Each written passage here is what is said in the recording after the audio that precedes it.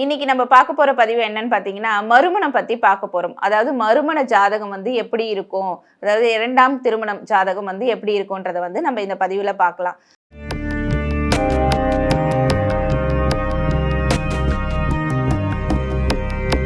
வணக்கம். நான் உங்கள் நாகசக்தி அருள்வாக்கு ஜோதிடர் கோமலகாந்தி.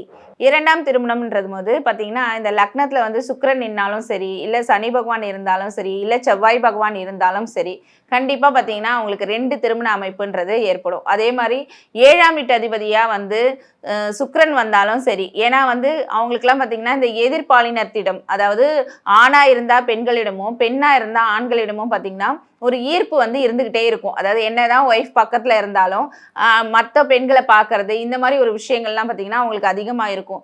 அதே மாதிரி இந்த 5ஆம் வீட்டு அதிபதி தசை நடந்தாலும் சரி, கண்டிப்பா அவங்களுக்கு அடுத்த திருமணம் நடக்கிறதுக்குரிய வாய்ப்பும் அதிகமா இருக்கும்.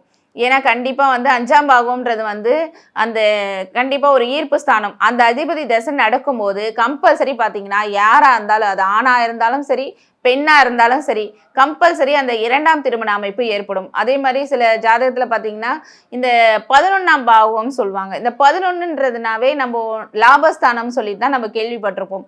ஆனா 11ஆம் பாவம் பார்த்தீங்கன்னா 2ஆம் திருமணத்துக்கும் பார்த்தீங்கன்னா 11ஆம் பாவம் தான் பார்ப்பாங்க.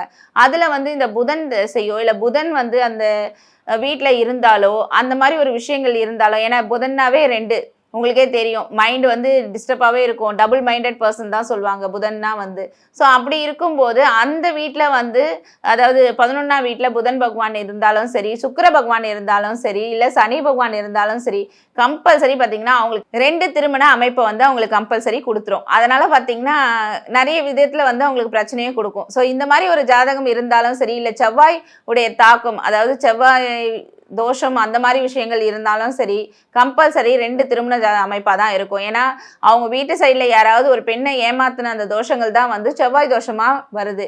அப்படி இருக்கும்போது இந்த மாதிரி ஒரு விஷயங்கள் இருந்தாலும் செவ்வாய் தோஷம் இருக்கிறதுனால கண்டிப்பா பார்த்தீங்கன்னா அவங்களுக்கு 2 திருமண அமைப்பை ஏற்படுத்தி கொடுத்துரும். அதே மாதிரி சூரியன் செவ்வாய் சேர்க்க இருந்தாலும் 2 திருமண அமைப்பை ஏற்படுத்தி கொடுக்கும். அடிக்கடி பார்த்தீங்கன்னா இந்த கணவன் மனைவிக்குள்ள பிரச்சனை வரும். எதனால அப்படின்னு பார்க்கும்போது, அதாவது சின்ன விஷயம்தான் பேசினேன், அது பார்த்தீங்கன்னா அவ்வளோ பெரிய சண்டை ஆயிடுச்சு, எங்களுக்குள்ள பேச்சுவார்த்தையே இருக்க மாட்டேங்குது, நாங்கள் எது பேசினாலும் சண்டை தான், ஒன்றும் இல்லாத விஷயத்துக்கு கூட சண்டை வந்துடுது, பேசணும்னாலே பயம் வந்தது. சப்போஸ் அவர் ஹாலில் இருந்தால் நான் ரூம்லேயும், நான் ரூமில் இருந்தால் அவர் ஹால்லையும், அந்த மாதிரி மாற்றி மாற்றி இருக்கக்கூடிய ஒரே வீட்டில் இருந்தாலும் நாங்கள் பிரிஞ்சு தான் இருக்கிறோம். அந்த மாதிரி ஒரு சூழ்நிலைலாம் நிறைய வீட்டில் இருந்துட்டு இருக்கு.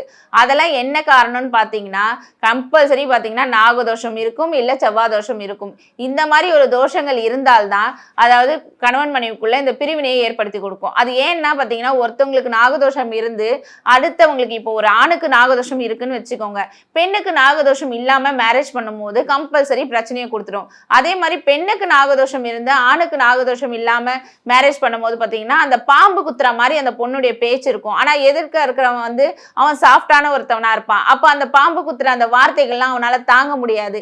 இந்த மாதிரி ஒரு விஷயங்கள்லாம் இருக்கும்போது பாத்தீங்கன்னா கம்பல்சரி பிரச்சனையை கொண்டு வந்துடும்.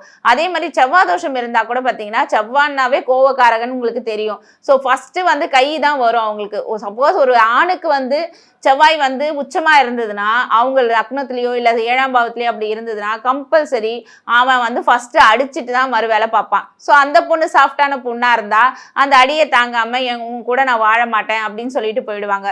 அதே பெண்ணுக்கு செவ்வாய் உச்சமா இருந்தா பெண்ணும் அப்படிதான். ஃபர்ஸ்ட் ஹஸ்பண்ட் சைலண்டா இருப்பான், அடங்கி அடங்கி போவான், இவன் என்ன பண்ணுவா, ஏதாவது எடுத்து அவன் தலைமையில போட்டுருவா.